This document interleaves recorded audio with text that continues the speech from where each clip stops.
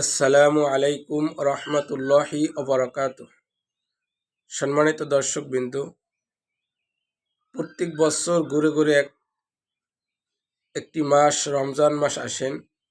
সেই রমজান মাস আমাদের সামনে চলে এসেছে।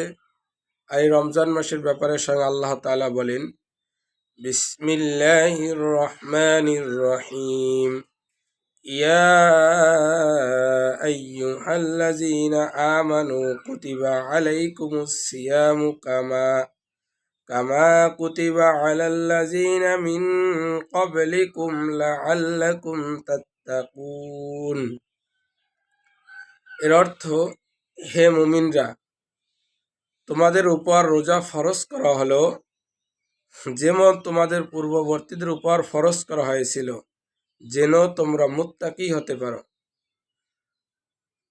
আল্লাহ তাআলা বলেন, আমাদেরকে ডাক দিচ্ছেন মুমিন বান্দা বলে, হে মুমিনরা, তোমাদের উপর রোজা ফরজ করছে। অর্থাৎ আমাদের আগেও যেই সকল নবীদের আমলে রোজা ছিল, তাদের রোজা আল্লাহ তাআলা আমাদের রোজার মতো ফরজ করে দিয়েছিলেন। আর ঠিক তেমনি আমাদের রোজাকেও আল্লাহ তাআলা ফরজ করে দিয়েছেন, কারণ আমরা যেন মুত্তাকি হতে পারি। তোমরা যেন মুত্তাকি হতে পারো, আল্লাহ তাআলা বলেন। মুত্তাকি হলো, এই রোজার মাধ্যমে আল্লাহ তাআলা প্রত্যেকটা বান্দাকে ক্ষমা করে পরিপূর্ণ একজন ইমানদার মুত্তাকিন বান্দা বানাবেন। যদি আমরা রোজাকে সঠিকভাবে রেখে সঠিকভাবে আদায় করে আমরা আল্লাহ তাআলাকে রাজি খুশি করতে পারি, তাহলে আল্লাহ তাআলা আমাদেরকে মুত্তাকিন বান্দা বানাবেন।